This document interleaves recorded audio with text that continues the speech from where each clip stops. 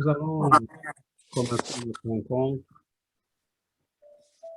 et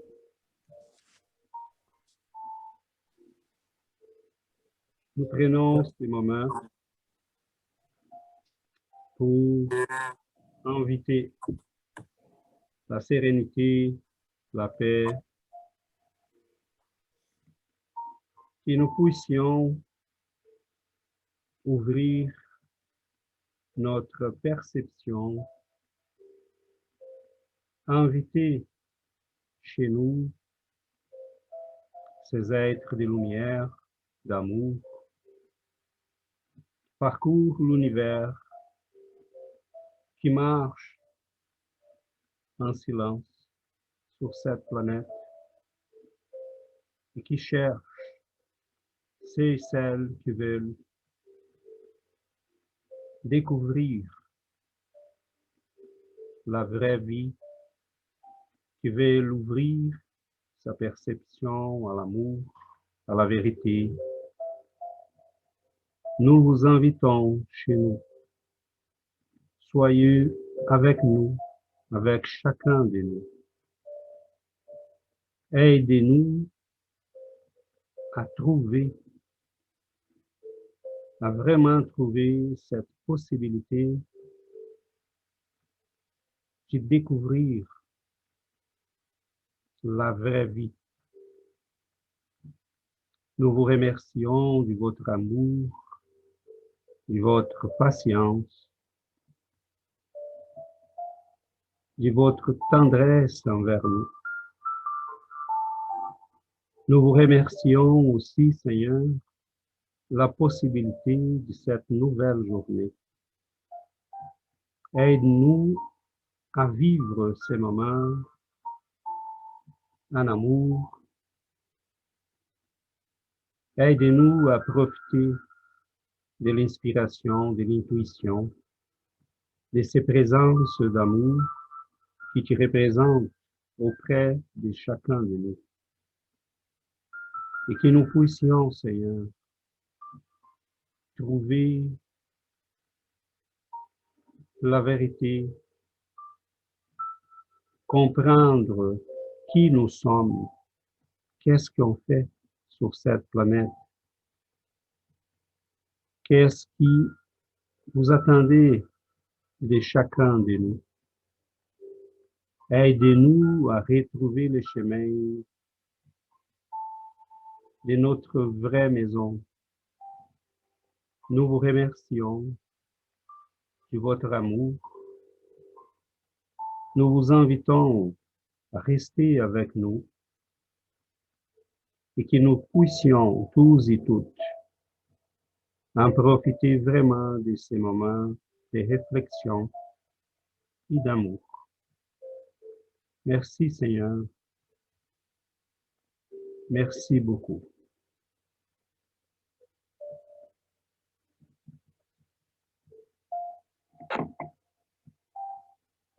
Je vais partager les textes.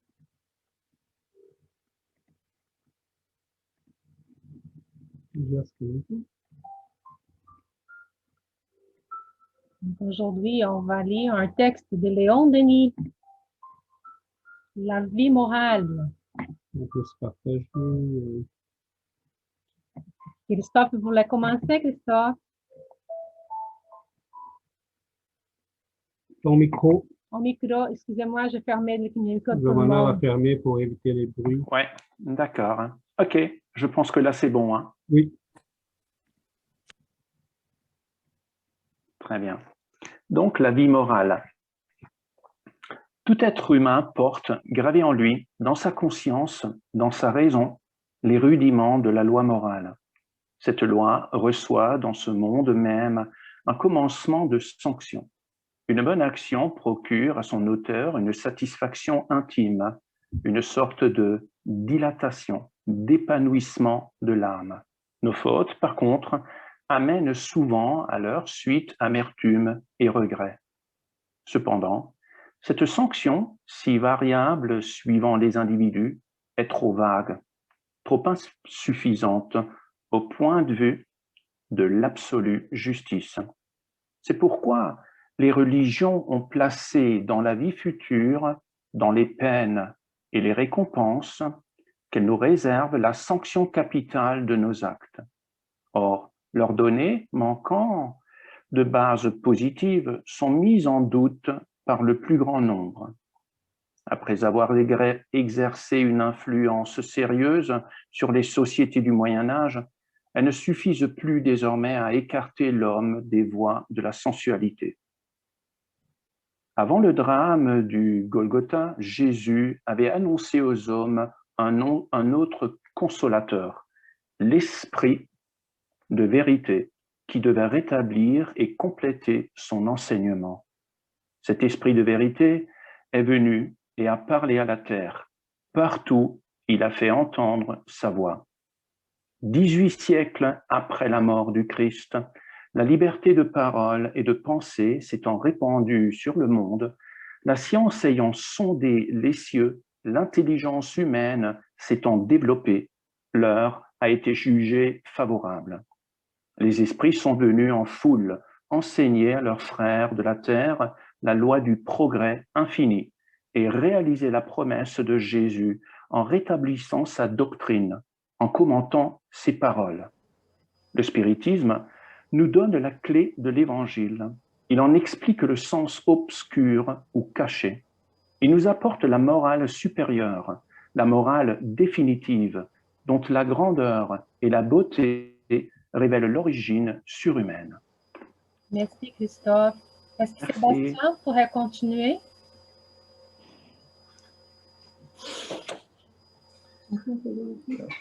Afin que la vérité se répande à la fois sur tous les peuples, afin que nul ne puisse la dénaturer ou la détruire, ce n'est plus un homme, ce n'est plus un groupe d'apôtres qui s'est chargé de la faire connaître à l'humanité.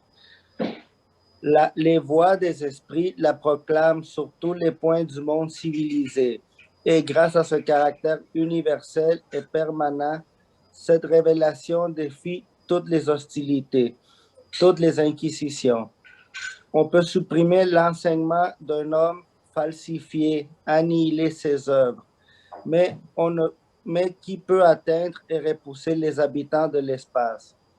Ils savent déjouer tous les mauvais vouloirs et porter la précieuse semence jusque dans les régions les plus reculées. De là vient la puissance, la rapidité d'extension du spiritisme, sa supériorité sur toutes les doctrines qui l'ont précédé et ont préparé son avènement. C'est donc sur les témoignages de milliers d'âmes venant de tous les lieux, par l'intermédiaire des médiums, d'écrire la vie d'outre-tombe, dépeindre leurs propres sensations, leurs joies, leurs douleurs, qui s'édifient la morale spirite. Merci, Christophe. Sébastien, merci. Est-ce qu'Adriana pourrait continuer, Adriana? Oui, bien sûr. La morale indépendante, celle que les matérialistes ont tenté d'édifier, vacille à tous les vents, faute de bases solides. La morale des églises a surtout recours à la peur, à la crainte des châtiments infernaux, sentiments faux qui nous abaissent et nous amoindrissent. La philosophie des esprits vient offrir à l'humanité une sanction morale plus élevée, un idéal autrement noble et généreux. Plus de supplices éternels, mais la juste conséquence des actes retombant sur leur auteur. L'esprit se retrouve en tout lieu ce qu'il s'est fait. S'il viole la loi morale, il enténèbre sa conscience et ses facultés. Il se matérialise. Il s'enchaîne de ses propres mains. En pratiquant la loi du bien, en dominant les passions brutales, il s'allège et se rapproche de plus en plus des mondes heureux. Envisagée sous ces aspects, la vie morale s'impose comme une obligation rigoureuse à tous ceux qui ont quelques soucis de leur destinée. D'où la nécessité d'une hygiène de l'âme, s'appliquant à tous nos actes, maintenant nos forces spirituelles en état d'équilibre et d'harmonie. S'il convient de soumettre le corps, enveloppe mortelle, instrument périssable, aux prescriptions de la loi physique qui assure son entretien et son fonctionnement, il importe bien plus encore de veiller au perfectionnement de l'âme, qui est notre impérissable moi, et à laquelle est attaché notre sort à venir. Cette hygiène de l'âme, le spiritisme nous en fournit les éléments. Merci, Adriana. La connaissance du but réel de l'existence a des conséquences incalculables pour l'amélioration et l'élévation de l'homme. Savoir où il va a pour résultat immédiat d'affermir ses pas, d'imprimer à ses actes une impulsion vigoureuse vers l'idéal conçu. Les doctrines du néant font de cette vie une impasse et aboutissent logiquement au sensualisme et au désordre. Les religions, en faisant de l'existence une œuvre de salut personnel très problématique, la considèrent à un point de vue égoïste et étroit. Avec la philosophie des esprits, ces points de vue changent, la perspective s'élargit. Ce que nous devons rechercher, ce n'est plus le bonheur terrestre. Le bonheur ici-bas est rare et précaire. C'est une amélioration continue, et le moyen de la réaliser, c'est l'observation de la morale sous toutes ses formes. Avec un tel idéal, une société est indestructible. Elle défie toutes les vicissitudes, tous les événements. Elle grandit dans les malheurs. Elle trouve dans l'adversité les moyens de s'élever au-dessus d'elle-même. Dépourvue d'idéal, bercée par les sophismes des sensualistes, une société ne peut que s'y corrompre et s'affaiblir. Sa foi au progrès, à la justice, s'éteint avec la virilité, avec sa virilité. Elle n'est bientôt plus qu'un corps sans âme et devient fatalement la proie de ses ennemis. Heureux l'homme qui, dans cette vie pleine d'obscurité et d'embûches, marche constamment vers le but élevé qu'il discerne, qu'il connaît, dont il est certain. Heureux celui qui en souffle d'en haut, inspire dans ses œuvres et porte en avant. Les plaisirs les laissent indifférents. Les tentations de la chair, les mirages trompeurs de la fortune n'ont pas de prise sur lui. Voyageur en marche, les buts l'appellent. Il se précipite pour l'atteindre. Je livre après la mort.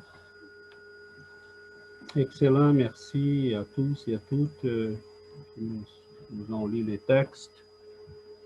Je commencerai pour dire que c'est cette mise en contexte que Léon Denis fait de la morale qu'on apprend dans avec les autres religions, c'est quand même très, très utile pour qu'on puisse s'y situer.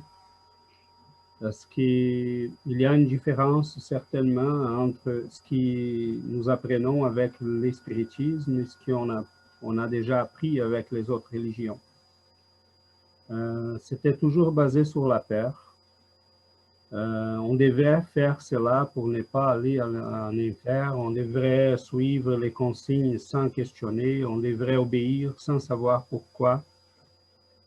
Et ce que le spiritisme fait, c'est qu'il nous donne les outils, il nous outille vraiment pour qu'on puisse comprendre par nous-mêmes et décider de nous-mêmes si on veut ou si on ne veut pas, mais on est absolument conscient sur l'issue de chacune de nos décisions. Là, on ne peut pas dire j'ignore qu'est-ce qui va m'arriver. Non, on sait exactement ce qui va nous arriver et on sait exactement où nous amène chacune de nos décisions. Et ça, c'est merveilleux. parce que ça nous ouvre la possibilité de décider si on veut être heureux, si on ne veut pas, et d'être parfaitement conscient.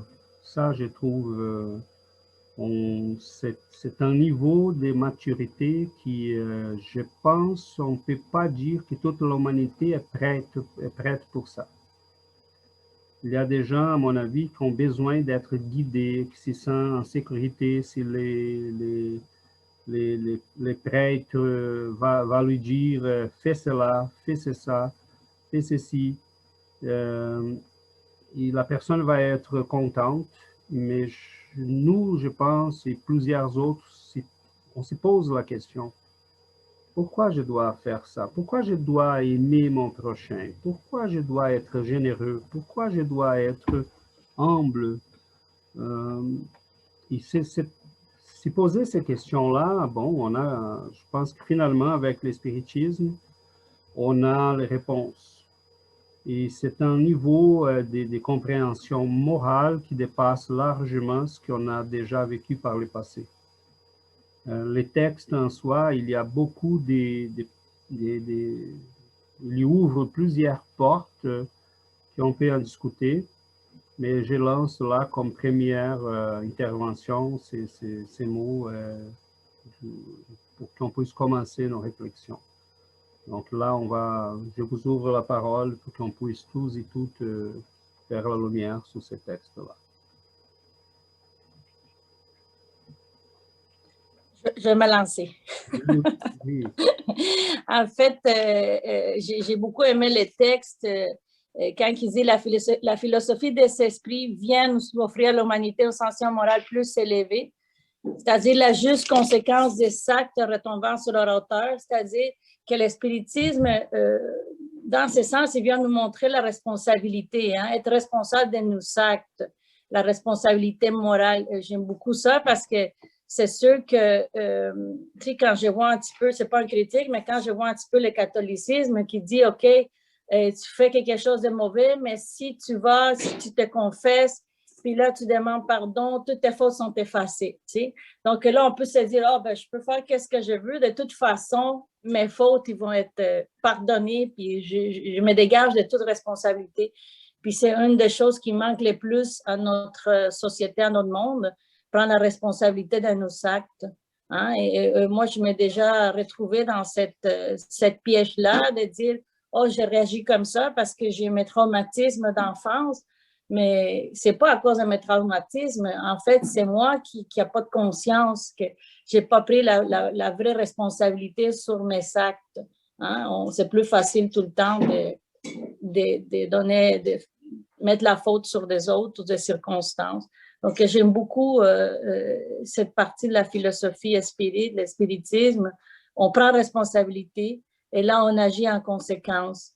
Donc, et si on ne veut pas avoir de mauvaises surprises, mais c'est mieux aller dans le bon chemin. Hein. Donc, c'est très riche pour moi, cette partie-là. Puis, je suis très reconnaissante d'avoir cette connaissance maintenant. Bon, en continuant cette parole de Yuri, là, c'est comme si les églises, elles nous imposent des choses et c'est comme si c'est dans les mains de dirigeants des églises de nous aider à trouver les chemins du paradis, là. C'est comme si, OK, hors l'Église, il n'y a pas de salut. C'est comme si on ne fait pas partie de l'Église, mais là, si on fait partie de l'Église, toutes nos fautes seront pardonnées par Dieu. C'est vraiment, ça ne fait pas de sens hein, dans ma tête, là. Et c'est ça, donc là, comme Yuri a dit, c'est notre responsabilité, vraiment. Donc maintenant, on le sait, on connaît, on sait que si on fait mal à quelqu'un aujourd'hui, on doit répondre pour ces mal. C'est notre conscience qui va nous juger, c'est pas Dieu qui va nous juger.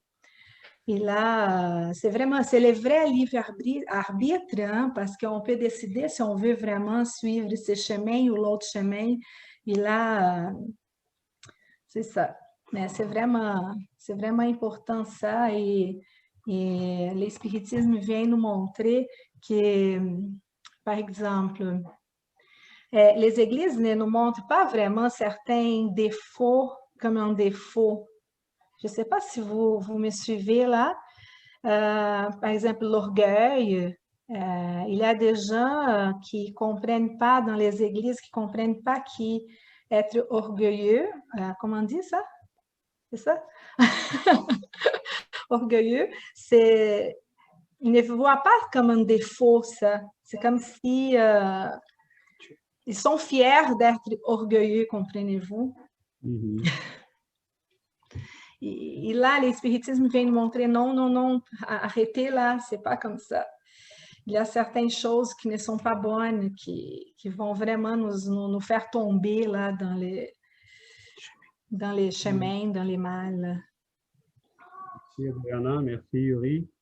Moi, je voulais juste rajouter un petit commentaire par rapport à ça. Comme moi, je viens d'une famille où je suis né dans le catholicisme, comme beaucoup de gens.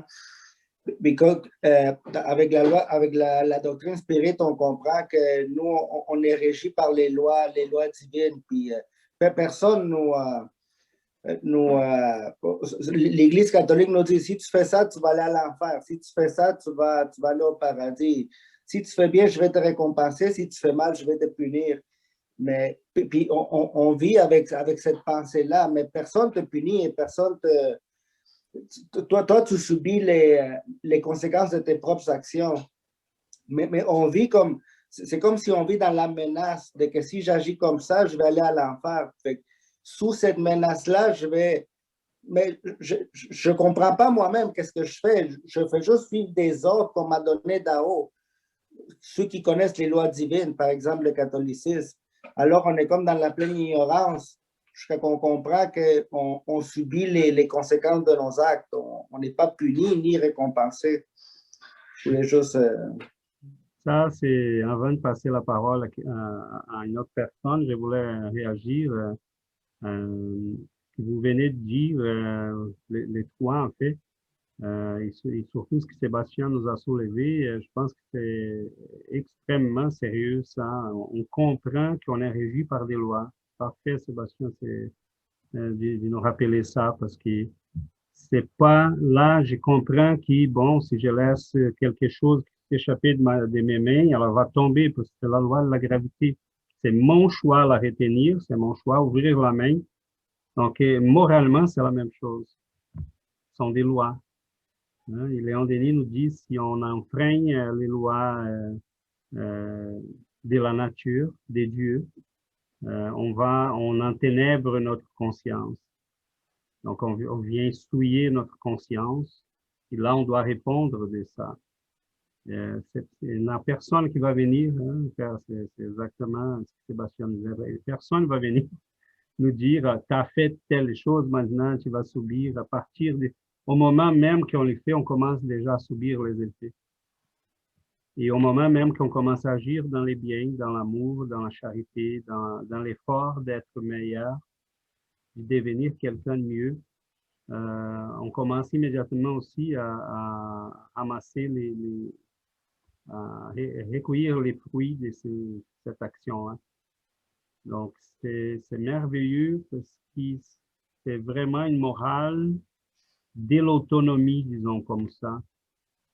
Avant, on était toujours dans la hétéronomie. Quelqu'un venait nous dire qu'est-ce que tu dois faire, comment tu dois te porter. Et je comprends même bien que l'Église, à un moment donné, face aux populations qu'elle était obligée de... on ne doit jamais oublier, là je fais un point tout simplement pour rappeler que l'Église n'était pas toujours méchante, elle a dealé avec des réalités. Mettons, à la fin de l'Empire romain, l'Église était en face des peuples qui vivaient d'une autre manière, qui n'avaient pas la culture romaine. On les appelle barbares, mais ils n'étaient pas vraiment des barbares. Ils avaient une autre culture, ils avaient une autre manière de vivre. C'était un peuple qui avait des traditions, des valeurs. Et bon, les Romains appelaient barbares tout le monde qui parlait pas le latin. Okay? Donc, c'est pas qu'ils étaient barbares, Mais certainement, ils n'avaient pas la culture des Roms, pas la culture chrétienne qu'ils ont commencé à avoir au fur et à mesure. Et ces peuples-là, on était en face de quelqu'un qui, on va dealer avec ces gens-là, on commence à travailler ensemble. L'Église s'est aperçue qu'elle devrait s'ouvrir à tous les peuples. Qui Rome était fini, c'est toute une histoire. Et là, elle commence à s'ouvrir à ces peuples, à marcher vers les nord de l'Europe. Mais à un moment donné, même partout sur la planète, l'Église est allée partout avec les missionnaires, mais à un moment donné, elle a commencé tout simplement à s'adapter, à créer des raccourcis. Mettons la confession qu'Yuri nous a parlé tantôt.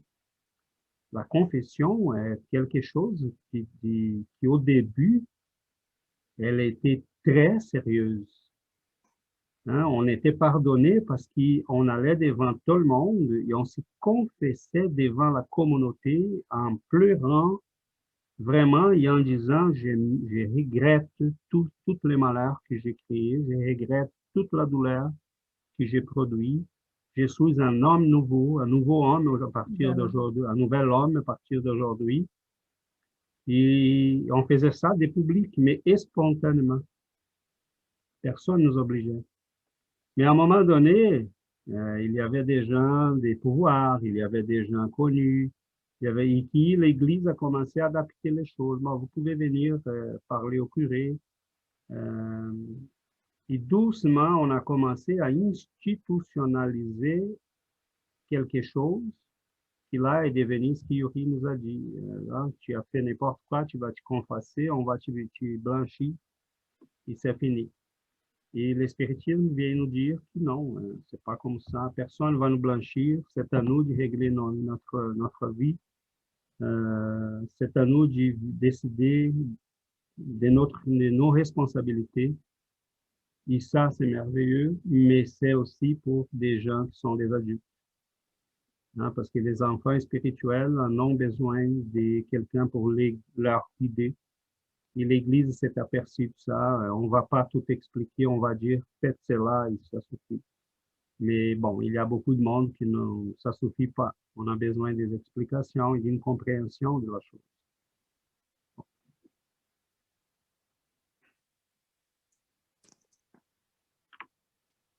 J'ouvre la parole. Ouais, si je pourrais donner un exemple, je ne sais pas si vous allez visualiser comme moi, mais moi, quand j'ai tout ça fait des années de spiritisme, moi, je vois un peu la vie, je dis notre éternité, ok, notre vie, notre vraie vie, vraiment, là, comme l'âme. C'est comme si on est un poisson dans un gros océan infini, un océan infini, et Dieu nous donne le libre-arbitre, vous pouvez aller où vous voulez. Vous pouvez descendre à plus foncé, vous pouvez réussir à se fortalecer, à être plus fort pour nager plus haut et aller plus proche de le ciel. Vous êtes accompagné tout le temps parce que nous, même qu'on a notre libre-arbitre, et c'est ça que c'est intéressant parce qu'il dépend de nous toujours. C'est comme si on n'est jamais seul, on ne peut pas être seul, on a toujours des poissons qui nagent avec nous, mais c'est nous, dans le même temps, c'est nous qui devons prendre les décisions, c'est nous qui devons choisir notre chemin. Sinon, on n'a pas de libre-arbitre. Si tout le monde disait tout le temps, vas-y, c'est pas un vrai libre-arbitre. C'est toi qui dois décider pour où tu veux nager, accompagné des autres personnes. Et moi, je vois un peu comme ça. Et à la fin du compte, si on voit, tout se résume, tout c'est juste, ça dépend de nous. Tout, c'est juste nous qui doivent faire les choses.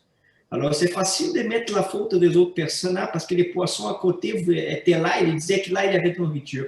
Mais c'est toi qui prendrais la décision d'aller là. Tu pourrais dire non, mais je ne suis pas d'accord, je vais pour l'autre côté.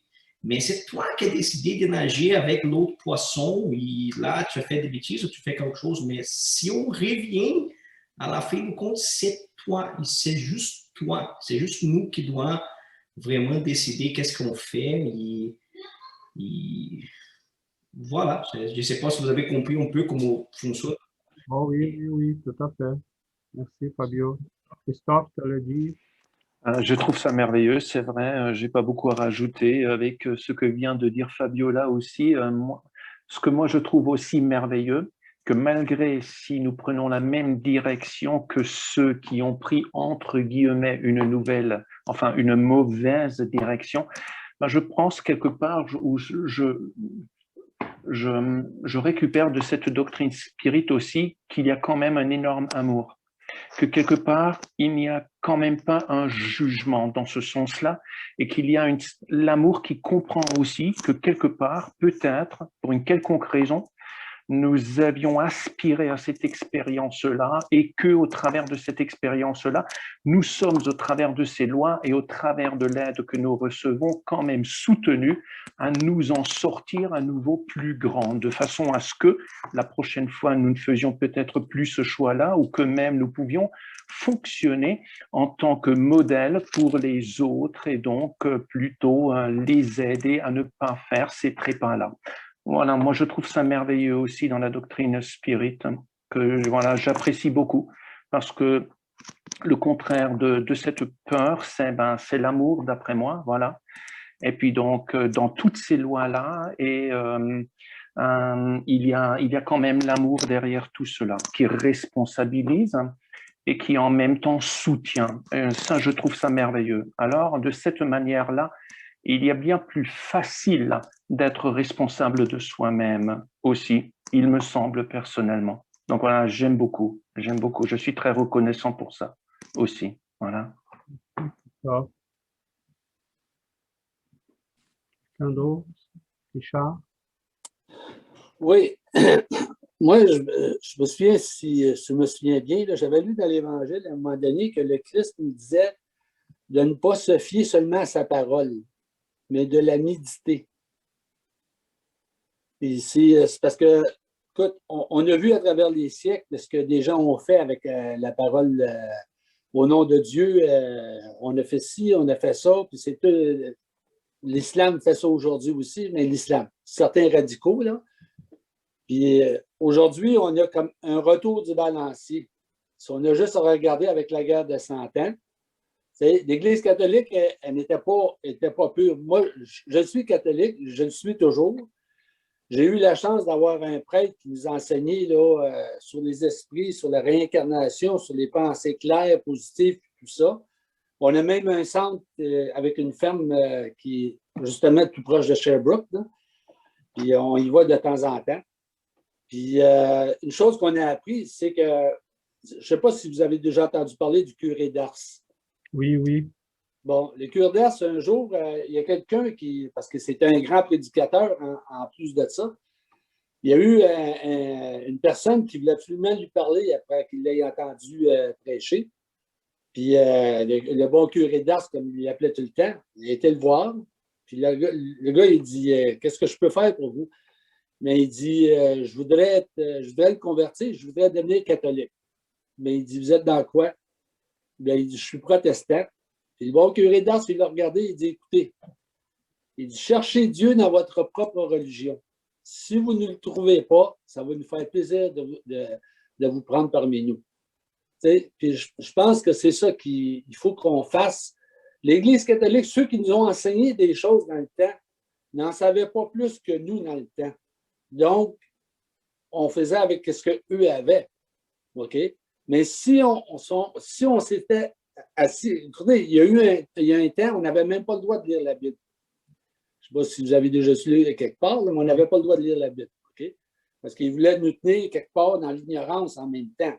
C'est un contrôle. L'homme, comme ça, hein, on dit l'homme est humain, là, mais avec ça, à un moment donné, si on s'assoit, comme j'ai dit, comme le Christ nous a dit, méditez ma parole. Prenez le temps de vous asseoir et de réfléchir à ce que je vous ai écrit. Mes anciens voisins, c'était des évangélistes. Puis ils ont essayé à plusieurs reprises de nous embarquer. Puis je leur ai dit ces phrases-là à un moment donné. Puis là, j'ai dit, OK, j'ai dit, tu suis ça à la lettre, l'Évangile.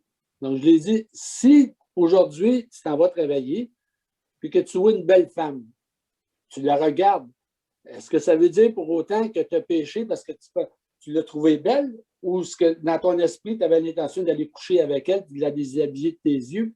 J'ai dit, est-ce que tu vas prendre cette occasion-là, l'occasion de pécher et de t'arracher un œil, comme dit l'Évangile? J'ai dit, pense-y, là. C'est la même chose. Avec ton bras, vas-tu couper un bras parce que tu as frappé quelqu'un sous l'effet de la colère ou quelque chose? Ben, j'ai dit, c'est pour ça que le Christ nous a donné l'avertissement, de réfléchir, de s'asseoir et d'aller voir. Toutes les religions ont quelque chose de bon. Il n'y en a pas une qui est mauvaise plus que l'autre. Il n'y en a pas. S'il y en a un qui prêche contre l'amour et contre la charité, bien, sortez de là. D'après moi, c'est ce que j'ai compris. Un jour, moi, j'ai fait des partages ici pendant au-dessus de 15 ans. Okay? J'ai posé la question à quelqu'un, aux gens qui étaient ici, j'ai dit, pouvez-vous me dire pourquoi que l'arbre qui est sur ton terrain ne pousse pas chez ton voisin? Personne n'a répondu sur le coup. J'ai dit, parce qu'il doit croître là où il est. C'est là la différence. Dieu est partout. Dieu est en nous. Il est dans la religion où on est venu au monde. C'est à nous de faire les recherches. Et pas... On sait qu'est-ce qu'ils ont fait. Mais qu'est-ce qu'on décide? C'est qu'on regarde vers l'avant ou on regarde toujours vers l'arrière. C'est un choix qu'on fait. Là. Il y a quelqu'un qui demande à votre coin, je ne me souviens plus de son nom. Là.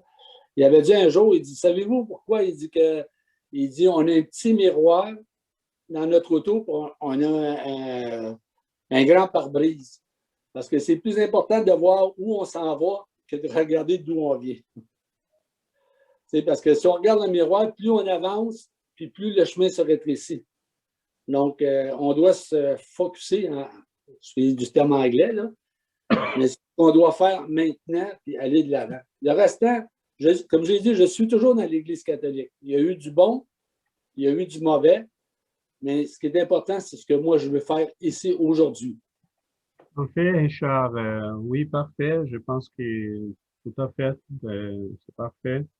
En fait, si on prend, il y a des écrits d'Allan Kardec et je trouve ça très intéressant parce que ça rejoint ce que tu disais sur les curés d'Ars.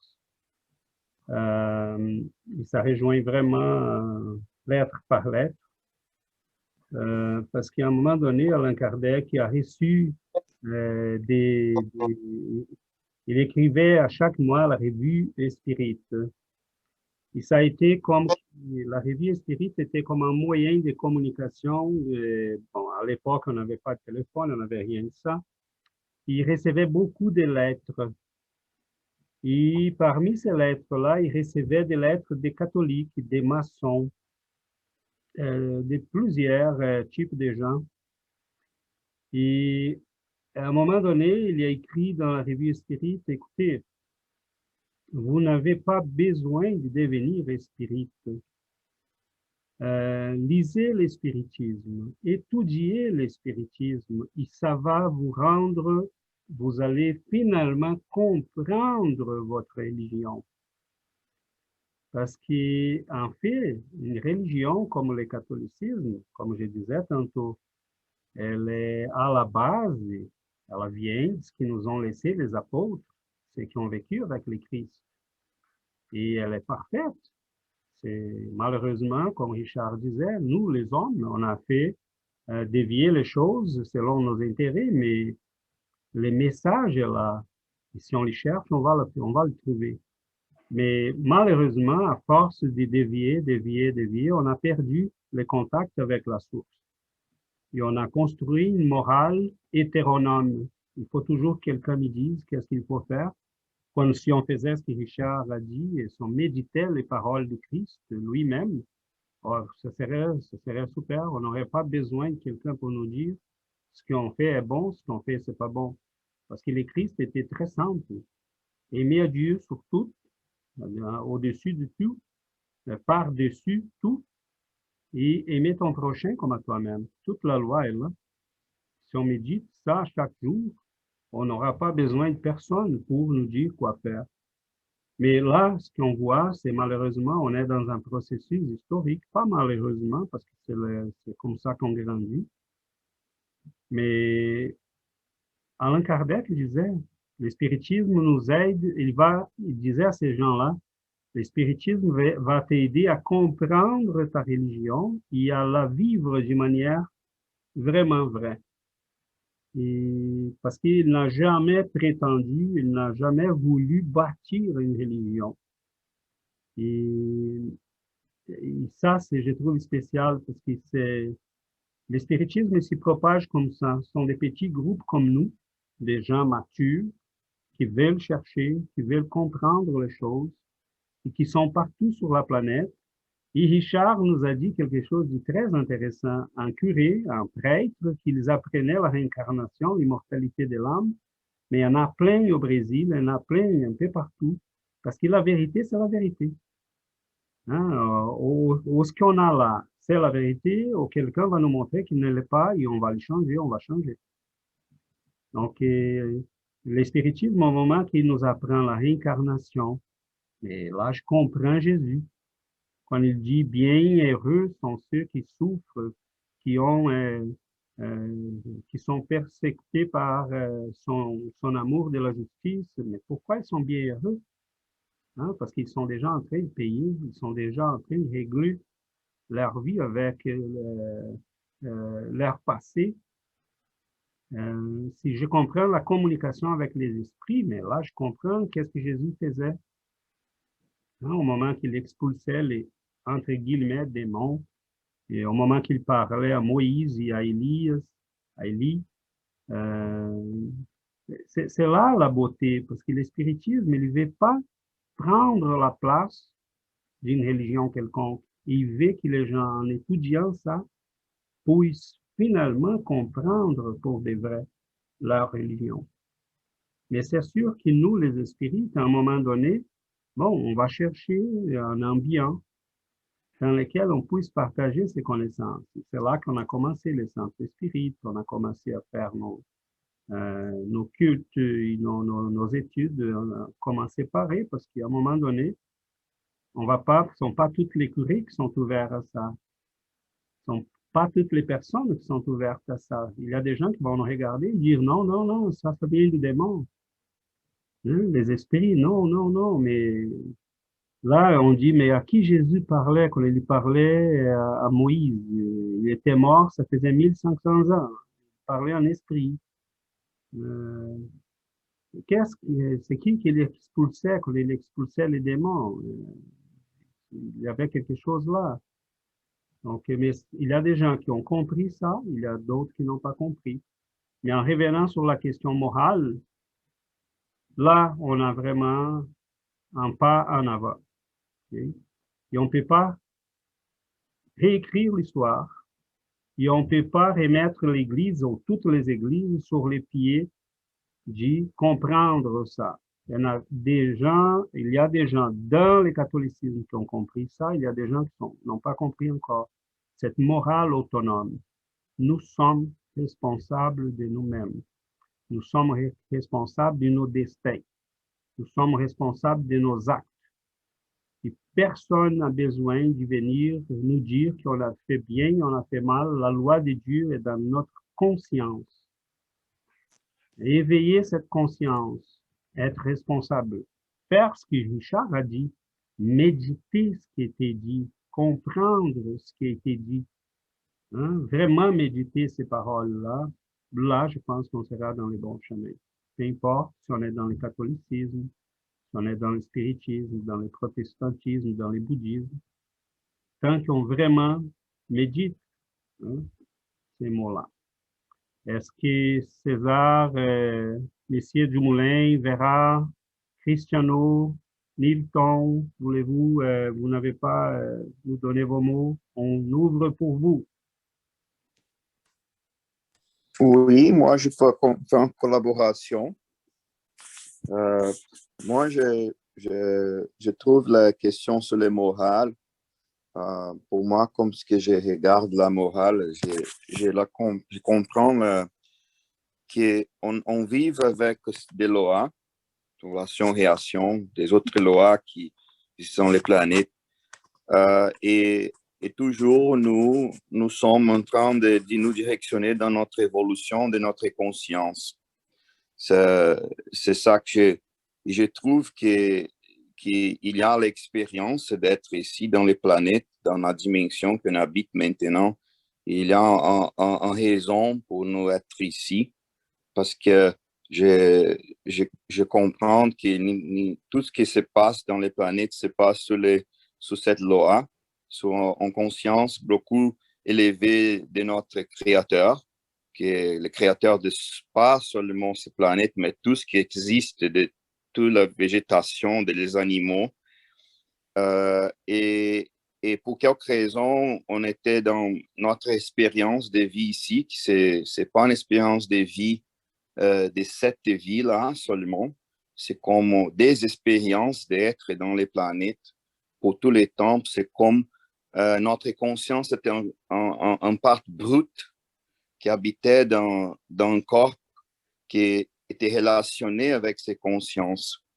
Et la morale, c'est une façon de polir sa brutalité de la conscience avec les corps qu'on a. Parce que je comprends beaucoup que qu'est-ce qui se passait dans l'histoire, c'est que l'être humain a cherché un chemin où il n'est pas intéressé de prendre sa responsabilité quand il était ici dans les planètes.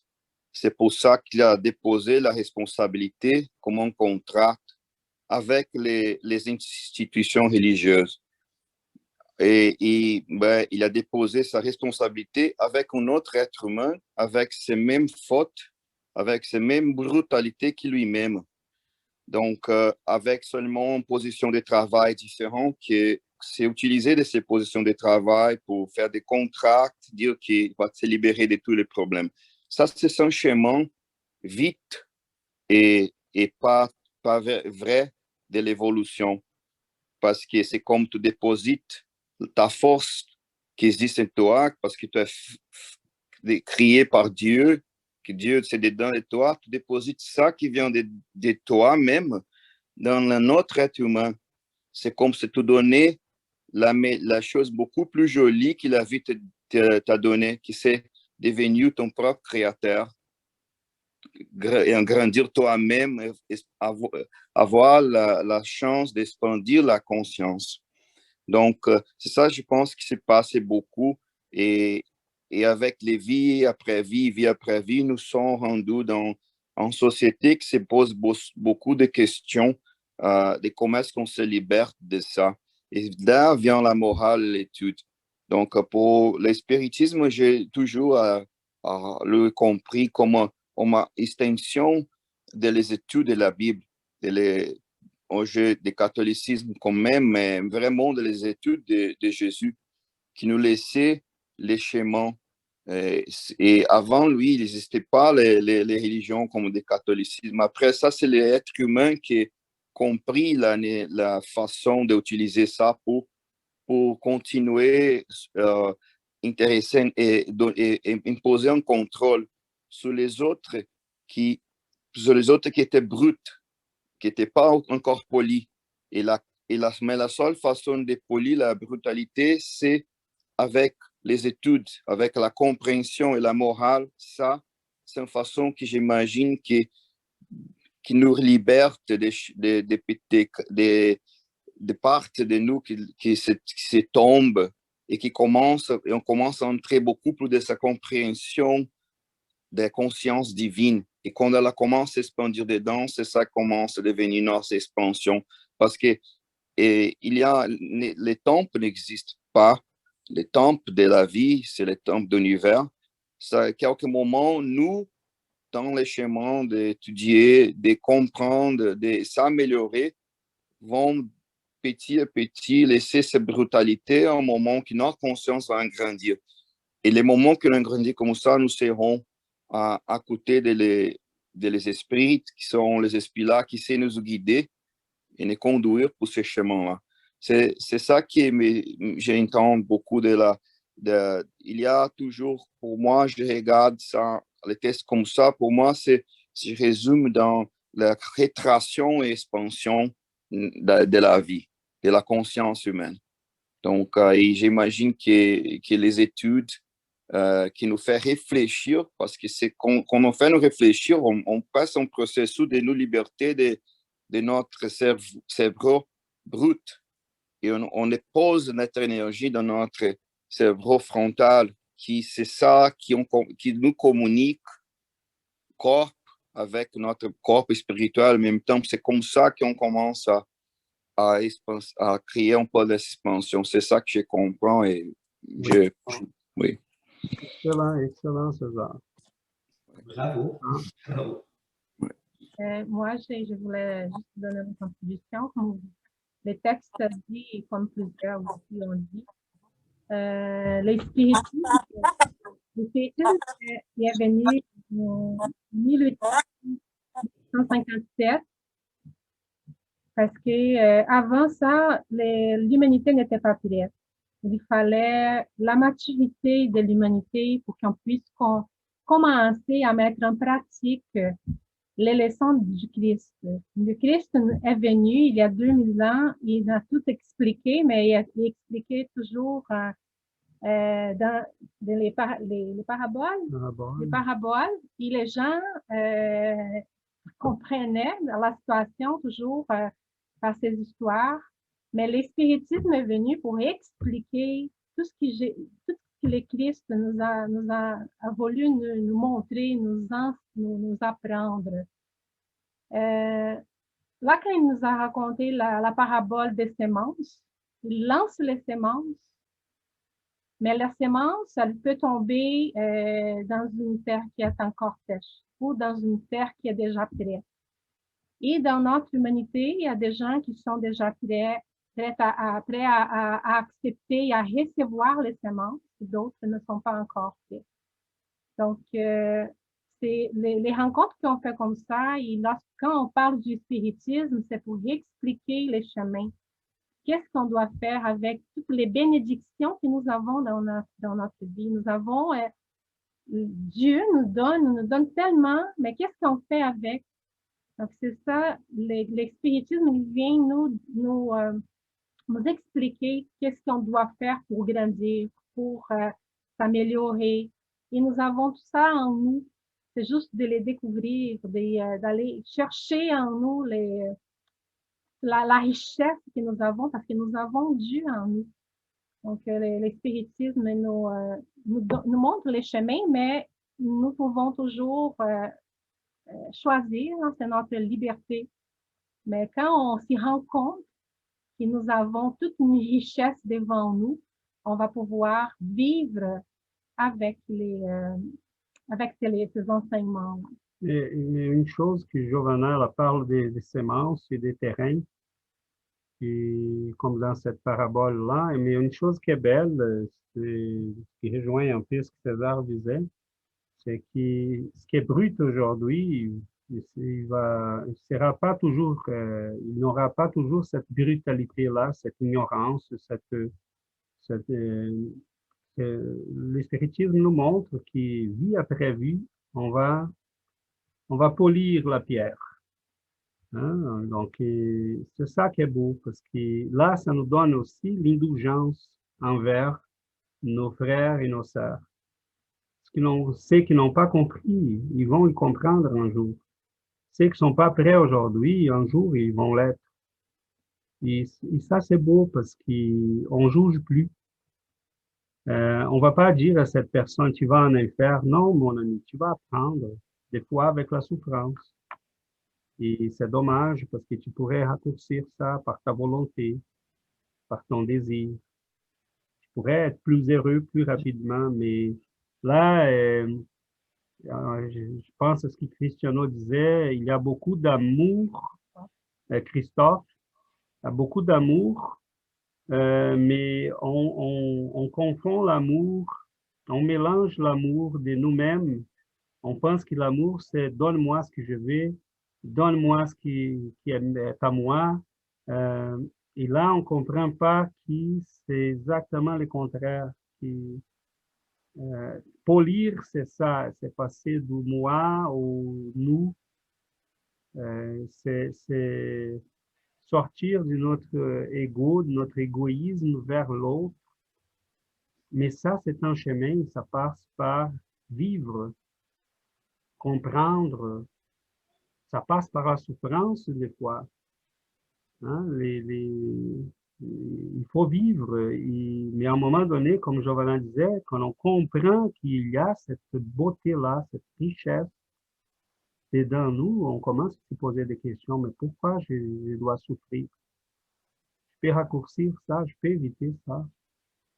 Hein? Et là, on voit les gens qui vont s'ouvrir à l'amour, et ça, c'est merveilleux.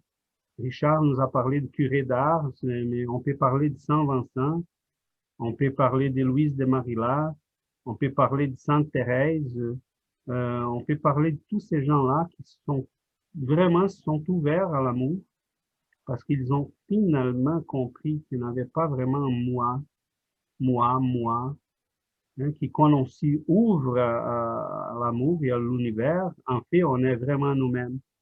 On rencontre ce qu'on est vraiment pour des vrai.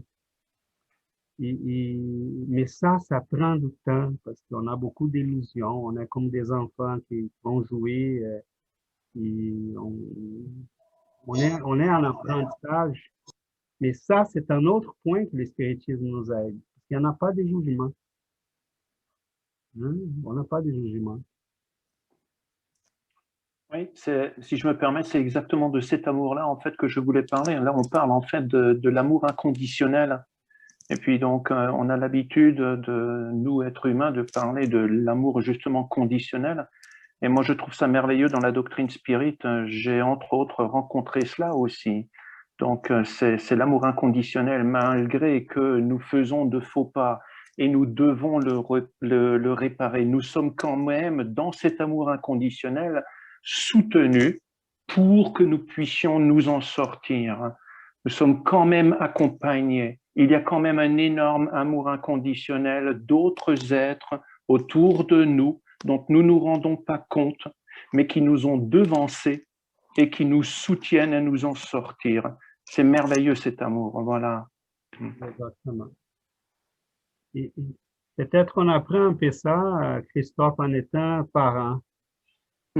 Je me remarquais des fois, combien de fois Giovanna répétait aux enfants, il faut se brosser les dents, viens ici, je vais te montrer. Il a tout, 3 fois par chaque journée, toutes les nuits avant de se coucher.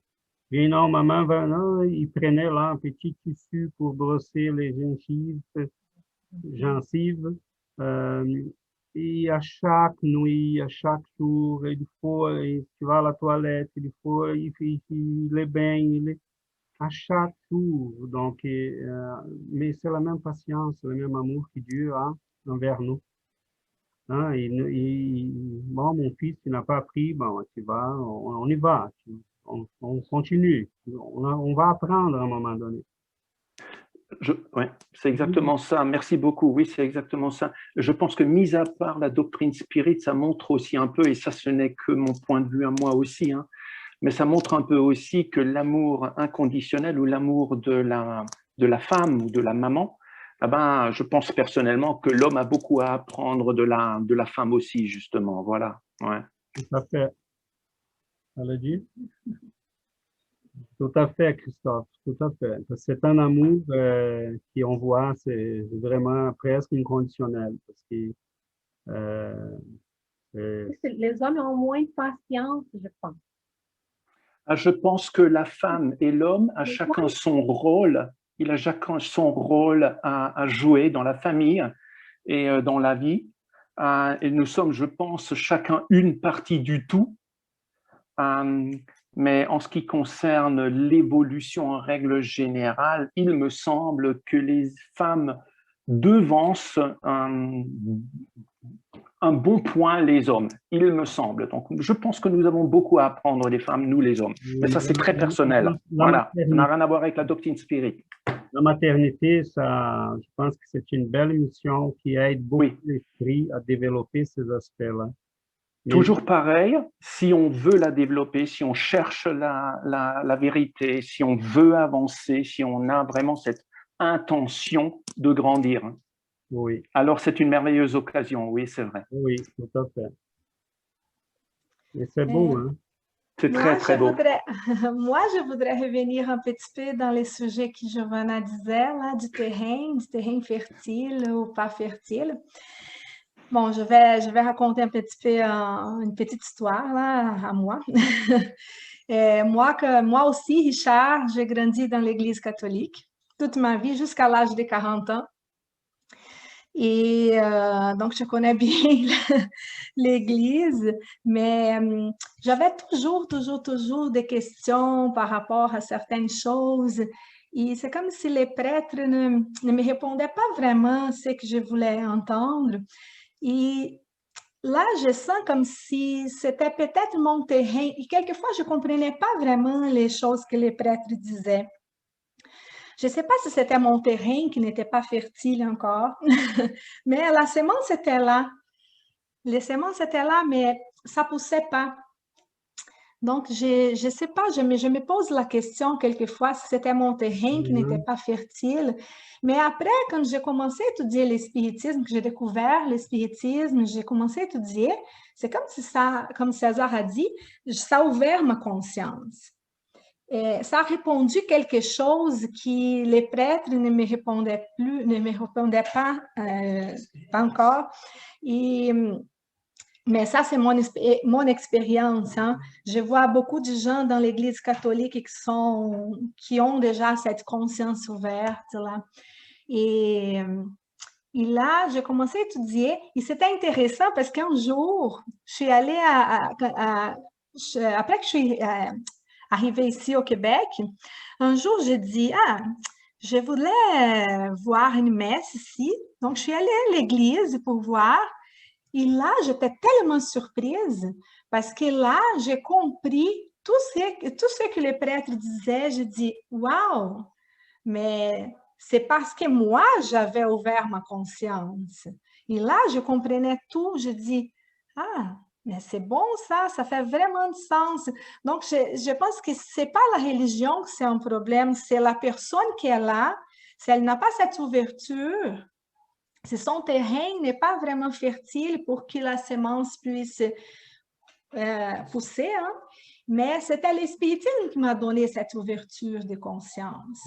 C'est pour ça que je dis toujours, mais ça c'est mon expérience à moi, là, c'est pas pour tout le monde la même chose.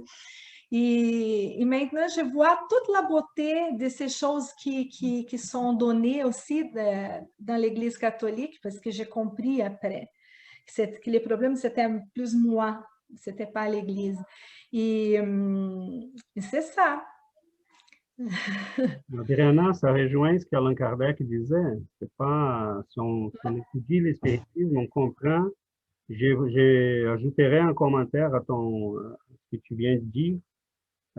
Aujourd'hui, je suis capable de lire le catholicisme et les grands spirituels de la tradition catholique, mais là, je le comprends. Et je comprends la difficulté des prêtres et des curés, parce que c'est ça, des fois, on n'est pas prêt. Et les gens veulent pas comprendre. Elles veulent, dis-moi ou libère-moi, dis-moi quoi faire. Elle n'est pas prête. Et à un moment donné, comme toi, à un moment donné, on a besoin de plus de réponses. On a besoin de comprendre les choses. Et aujourd'hui, j'adore lire la tradition spirituelle chrétienne.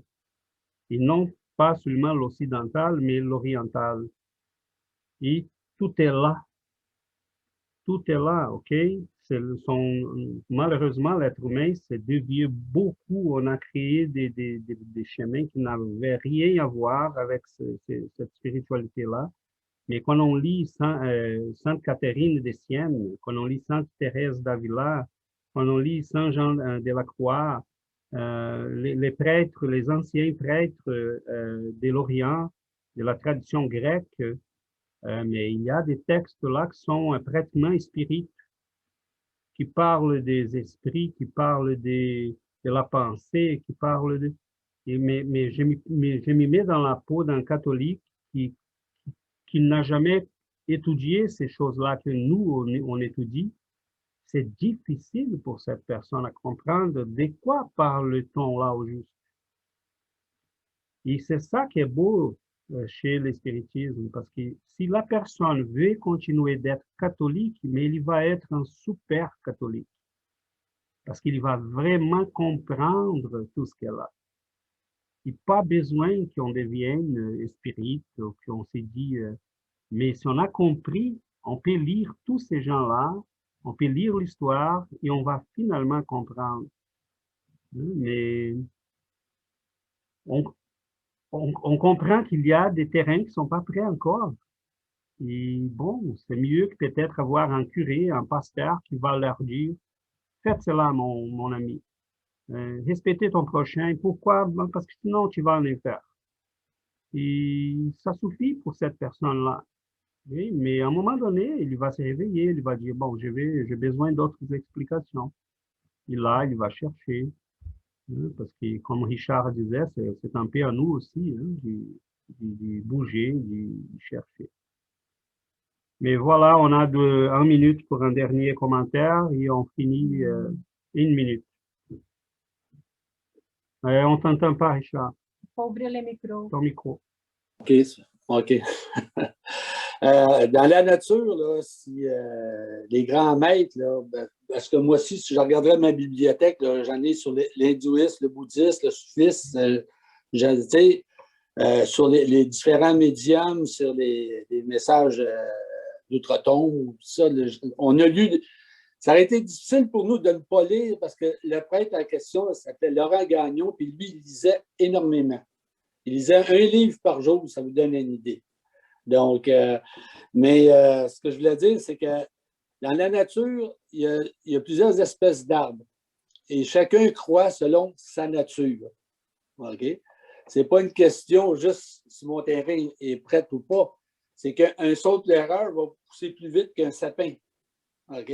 Ou un bambou va pousser, c'est l'arbre qui pousse le plus vite au monde. Mais c'est ça le message avec la nature. Moi, là, j'avais cru à un moment donné que le Christ avait créé l'Église catholique, mais celui qui m'a fait comprendre que c'est pas le Christ n'a jamais créé une Église. C'est Saint François d'Assise. Quand j'ai lu son histoire il y a plusieurs années, puis à un moment donné, il a entendu la voix du Seigneur qui lui a dit, il dit, va et rebâtis mon Église. Là, plus j'allais dans son histoire, puis là, à un moment donné, il n'avait pas compris. Il avait été rebâtir une église qui était avec en pierre et tombée. Mais après ça, quand il a compris, c'était rebâtir la foi. Comme le Christ le dit à Saint-Pierre, dans le fond. C'est pas, il dit, c'est sur ta foi qu'on bâtit mon église. Puis je suis un temple. Puis l'autre réponse, il me dit, ne savez-vous pas que vous êtes le temple de l'Esprit Saint? Puis quand Jésus a commencé à enseigner, il n'a pas enseigné à des masses. Ce qu'il devait, c'est avec un petit groupe, comme on fait avec les échanges, comme on a fait pendant des années nous, avec les partages, comme vous faites avec le groupe Spirit, c'est par des petits groupes. Parce que comme il le disait, il dit, il y a des choses que je peux dire à vous que je ne peux pas dire aux autres. Parce qu'ils ne sont pas rendus là. C'est aussi simple que ça. Puis moi, l'autre réponse qui est claire pour moi, il viendra un temps que ce ne sera plus à Jérusalem qu'on va adorer le vrai Dieu. Ça va être, ou sur le mont Kérézem, ça va être en esprit et en vérité. Donc, c'est mon petit côté preacher. J'ai une petite histoire pour vous, juste, on va faire ça vite. C'est Laurent Gagnon qui l'avait compté. C'est César qui meurt. Il se retrouve devant Saint-Pierre, puis là, Saint-Pierre, il dit, il faut que je te dirige jusqu'à ta maison. Puis là, César regarde et il dit, qu'est-ce que c'est ce bâtiment-là qui est là? Ah, il dit, ça, c'est une mosquée. Ah, mais il dit ça, c'est les Juifs. Puis ça, le gros bâtiment là-bas, ah, il dit, ça, c'est les témoins de Jéhovah. Mais il dit, la tente qui est dans le milieu de tout ça, il dit, c'est qui ça? Il dit, parle pas trop fort, c'est des catholiques, puis ils pensent qu'ils sont tout seuls. Donc, il savait rire de lui-même, il savait rire de sa propre église. Puis, c'est le même danger qui nous guette, qu'on soit dans n'importe quel mouvement, oui. C'est de croire qu'on détient la vérité. Oui. C'est la vérité qui nous détient dans le fond. Oui. Il faut la méditer pour qu'elle puisse faire surface. Oui, exactement. Super, mes amis. Et vous voyez là qu'on a beaucoup de chemins, on a beaucoup, je pense que cet effort qu'on fait à chaque semaine, de méditer ces vérités, de chercher, de s'ouvrir. Des fois, on comprend, des fois, on ne comprend pas, des fois, on est d'accord, des fois, on n'est pas d'accord. Et ça, c'est pas grave, parce que je pense que l'effort, l'honnête effort qu'on fait, c'est ça qui compte, parce que doucement, on avance. Doucement, on comprend les choses. Et le plus important, doucement, on applique ces choses à nous-mêmes. Donc, voilà, je pense que c'est ça la beauté d'un groupe d'études et qu'on garde ça. Hein, on n'est pas là pour imposer quoi que ce soit, on est là pour faire les chemins de compréhension tous ensemble. Et petit à petit, on avance. Donc, Yuri n'est pas là pour faire notre prière de la fin. Sébastien, veux-tu le faire? Non? Bon. Si je peux le faire, mais soyez bien à l'aise si quelqu'un veut le faire aussi, ça suffit de me faire un signe. OK? Donc, on va compléter la journée, on va, bon, pas la journée, mais notre étude. Donc, nous allons faire notre prière de la fin, parce qu'il faut qu'on puisse remercier à cet amour immense, à cet amour que Dieu nous montre quand on ouvre les yeux pour la journée qui commence. Cet amour qu'on voit dans le soleil, dans la pluie qui tombe doucement. Cet amour qui nous vient avec les vents qui touchent nos corps, qui nous rappelle qu'il y a quelque chose qui fait le contrôle. Il y a cet être qui des fois on ne comprend pas beaucoup, mais qui fait chaque battement de nos cœurs, chaque souffle de notre respiration. Nous, on n'a pas le contrôle de ça. Donc, nous nous adressons à vous, être caché, comme disait Pascal. Mais nous savons que vous êtes là. On le sent dans nos cœurs. On le sent dans chaque souffle. On le sent parce que notre vie vous appartient. Et nous nous adressons à vous en amour. Parce que finalement, on commence à comprendre. Nous vous remercions de cette journée.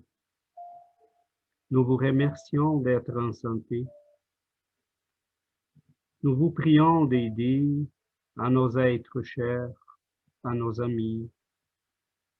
Nous vous prions pour tous ceux et celles qui, à ce moment-ci, traversent des difficultés, qui sont affectés par cette pandémie, qui ont perdu leurs emplois, qui se sentent affaiblis, attristés, qu'ils puissent retrouver la joie, qu'ils puissent regarder vers le ciel, qu'ils puissent finalement retrouver l'espoir qui habite en nous-mêmes, retrouver cette lumière qui vient avec la foi, l'espoir, avec votre amour, Seigneur. Nous vous remercions énormément que nous puissions garder cette joie, cet amour, Que nous puissions, pendant la semaine, garder auprès de nous ces êtres de lumière qui nous embrassent, qui sont là pour nous dire « Nous vous aimons, nous sommes avec vous, ouvrez vos yeux à la lumière qui vous entoure. » Nous vous remercions, Seigneur, de cette lumière, que nous puissions la garder dans nos cœurs pour toujours. Soyez avec nous, Seigneur. Soyez toujours dans notre vie, dans notre chemin, dans notre parcours. Ne nous laisse pas marcher tout seuls. Nous avons besoin d'être guidés par ton amour, par ta présence de lumière, de compassion. Merci Seigneur, qu'ainsi soit-il. Merci.